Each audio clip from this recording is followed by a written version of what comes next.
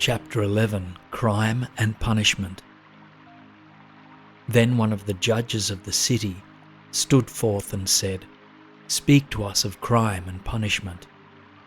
And he answered, saying, "It is when your spirit goes wandering upon the wind, that you, alone and unguarded, commit a wrong unto others, and therefore unto yourself. And for that wrong committed must you knock and wait a while unheeded at the gate of the blessed. Like the ocean is your God-self, it remains forever undefiled. And like the ether it lifts but the winged. Even like the sun is your God-self, it knows not the ways of the mole, nor seeks it the holes of the serpent.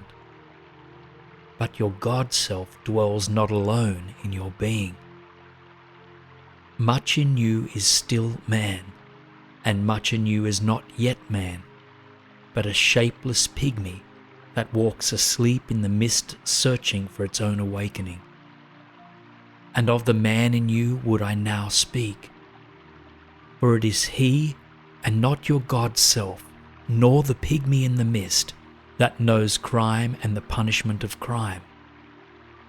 Oftentimes I have heard you speak of one who commits a wrong, as though he were not one of you, but a stranger unto you, and an intruder upon your world. But I say that even as the holy and the righteous cannot rise beyond the highest which is in each one of you, so the wicked and the weak cannot fall lower than the lowest which is in you also. And as a single leaf turns not yellow, but the silent knowledge of the whole tree, so the wrongdoer cannot do wrong without the hidden will of you all. Like a procession you walk together towards your God-self. You are the way and the wayfarers, and when one of you falls down, he falls for those behind him, a caution against the stumbling stone.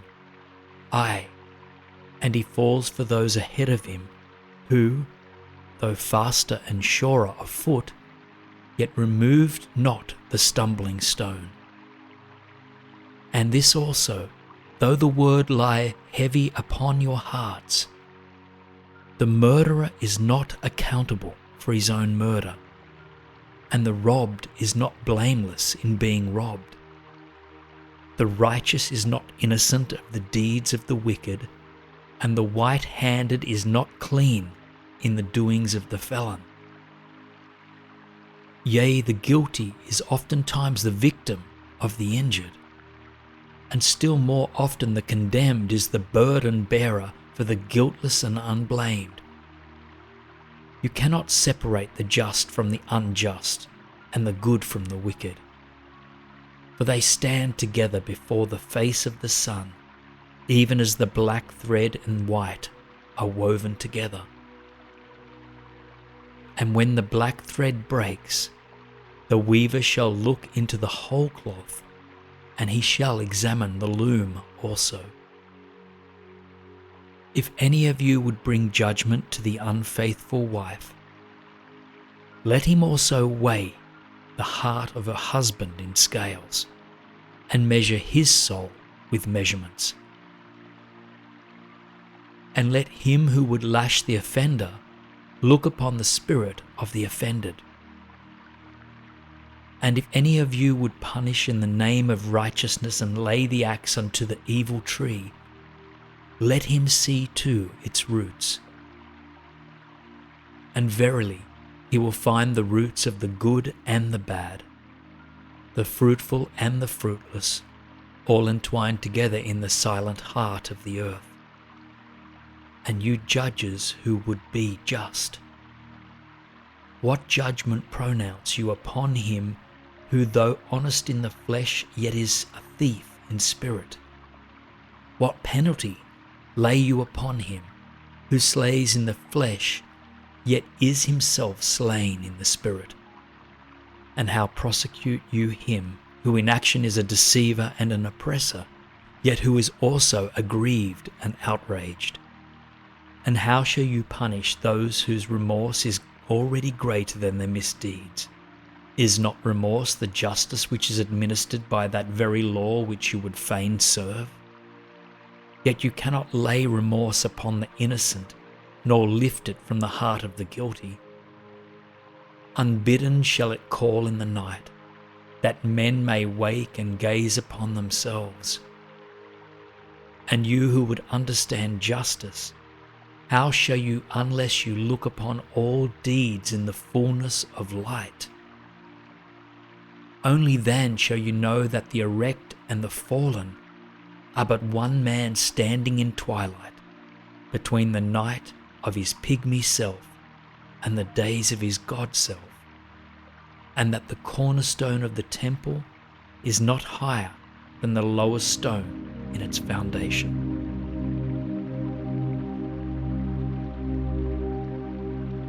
Chapter 12, Laws. Then a lawyer said, "But what of our laws, Master?" And he answered, "You delight in laying down laws, yet you delight more in breaking them. Like children playing by the ocean who build sand towers with constancy and then destroy them with laughter. But while you build your sand towers, the ocean brings more sand to the shore, and when you destroy them, the ocean laughs with you. Verily, the ocean laughs always with the innocent. But what of those to whom life is not an ocean, and man-made laws are not sand towers, but to whom life is a rock, and the law a chisel with which they would carve it in their own likeness? What of the cripple who hates dances? What of the ox who loves his yoke, and deems the elk and deer of the forest stray and vagrant things? What of the old serpent who cannot shed his skin, and calls all others naked and shameless? And of him who comes early to the wedding feast, and when overfed and tired, goes his way, saying that all feasts are violation and all feasters lawbreakers? What shall I say of these save that they too stand in the sunlight, but with their backs to the sun? They see only their shadows, and their shadows are their laws. And what is the sun to them but a caster of shadows?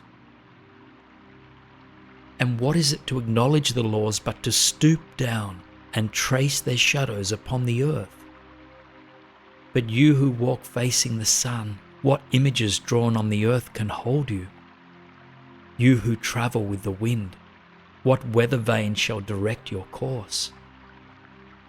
What man's law shall bind you if you break your yoke, but upon no man's prison door? What laws shall you fear if you dance, but stumble against no man's iron chains? And who is he that shall bring you to judgment if you tear off your garment, yet leave it in no man's path? People of Orphalese, you can muffle the drum, and you can loosen the strings of the lyra. But who shall command the skylark not to sing?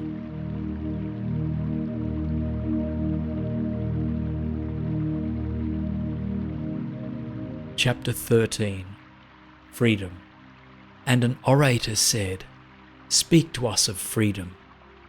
And he answered, "At the city gate and by your fireside, I have seen you prostrate yourself and worship your own freedom. Even as slaves humble themselves before a tyrant and praise him though he slays them. Aye, in the grove of the temple and in the shadow of the citadel, I have seen the freest among you wear their freedom as a yoke and a handcuff. And my heart bled within me, for you can only be free when even the desire of seeking freedom becomes a harness to you, and when you cease to speak of freedom as a goal and a fulfillment. You shall be free indeed when your days are not without care, nor your nights without a want and a grief. But rather when these things girdle your life, and yet you rise above them naked and unbound. And how shall you rise beyond your days and nights unless you break the chains which you at the dawn of your understanding have fastened around your noon hour? In truth, that which you call freedom is the strongest of these chains, though its links glitter in the sun and dazzle your eyes. And what is it but fragments of your own self you would discard that you may become free? If it is an unjust law you would abolish, that law was written with your own hand upon your forehead. You cannot erase it by burning your law books, nor by washing the foreheads of your judges, though you pour the sea upon them. And if it is a despot you would dethrone, see first that his throne erected within you is destroyed. For how can a tyrant rule the free and the proud, but for a tyranny in their own freedom and a shame in their own pride? And if it is a care you would cast off, that care has been chosen by you rather than imposed upon you. And if it is a fear you would dispel, the seat of that fear is in your heart and not in the hand of the feared. Verily, all things move within your being in constant half-embrace, the desired and the dreaded, the repugnant and the cherished, the pursued and that which you would escape. These things move within you as lights and shadows in pairs that cling. And when the shadow fades and is no more, the light that lingers becomes a shadow to another light. And thus your freedom, when it loses its fetters, becomes itself the fetter of a greater freedom.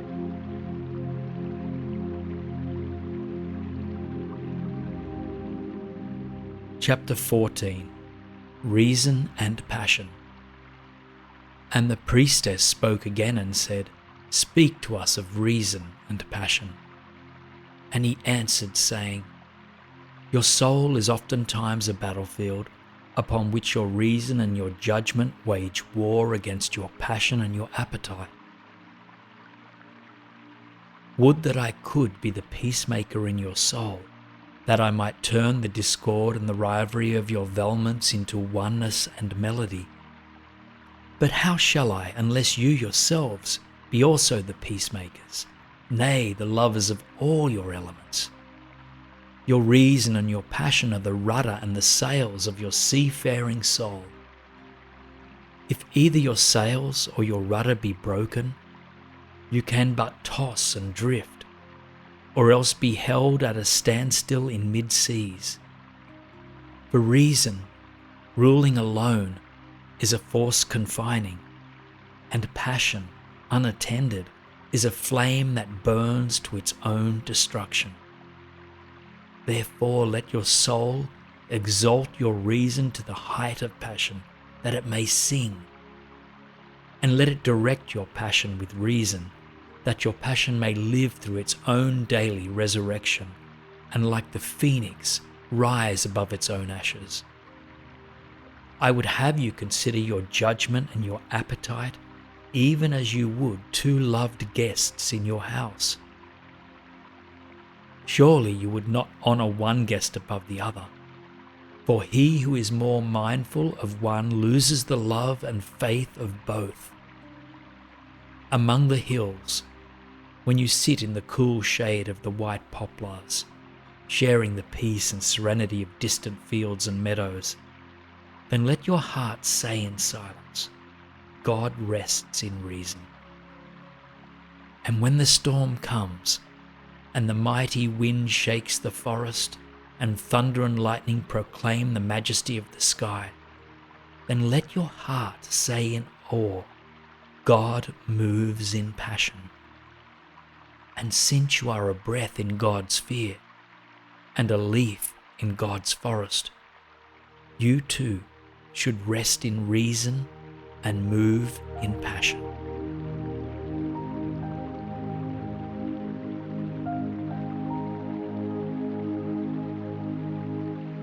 Chapter 15. Pain.